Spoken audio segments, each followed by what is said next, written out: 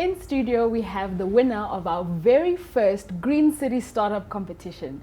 We have Paseka, and he's here to share all his secrets to success. Welcome to the show, Paseka. Thank you very much, and greetings to the audience. Sure. So great to have you on the show. You are on the wall of fame of the Green City Startup, the first one there. What got you to the wall of fame? What product did you have that won you the title? Okay. I submitted a benchmark product of our company, which we call the WHC leakless valve. Sure. It is basically a retrofittable water control mechanism. The main application platform is toilets. For those who don't know, a leaking toilet can waste anything between 30 to 700 liters of water a day. That's equivalent to 7 bathtubs full of water.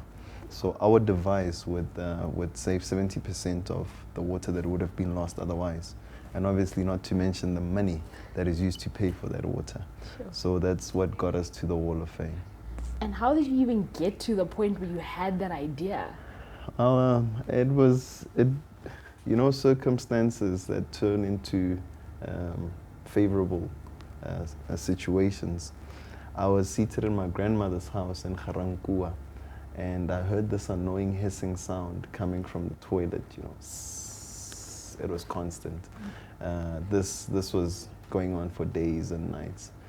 And I decided to stand up, close the tap that leads the water into the cistern, and the sound stopped. So logic prevailed that the water coming in there is causing the sound, but I started questioning, why doesn't it stop automatically? Now, considering my grandparents' financial constraints, getting a plumber was not an option. So I had to apply my mind. I've always been solutions oriented. I don't like complaining, because the same amount of time it takes you to complain, if you just apply your mind just a little, you might just come across something novel. So I started doing online and offline research. I started consulting with plumbers and engineers. And then I ended up sketching a rough solution. I contacted the toilet manufacturer, and they asked me, well, young man, are you an engineer? And I told them, no, I have a commerce background. Well, have you manufactured toilets before? I told them, no.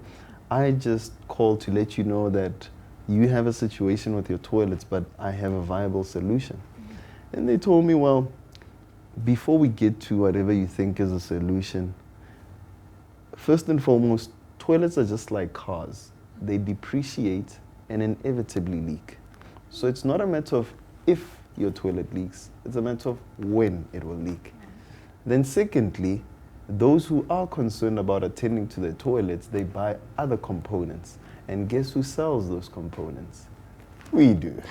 So young man, to cut a long story short, they hang up on me. But then I was agitated because I was receiving all this propaganda from various sources that we are living in a semi-arid country. By 2030, our water consumption might exceed availability of supply, all of that. And I thought, well, if the source of this information is concerned about water, let me go and present the solution to them. Little did I know that it was propaganda. When I got to the receptionist, I was tossed from pillar to post, from one wrong PA of the wrong person to the right PA of the right person who's only available after 3 months. This was just too much. Along the way, I was interviewed on a national radio station, if I may say. There was Motsweding FM, so it was Vernac.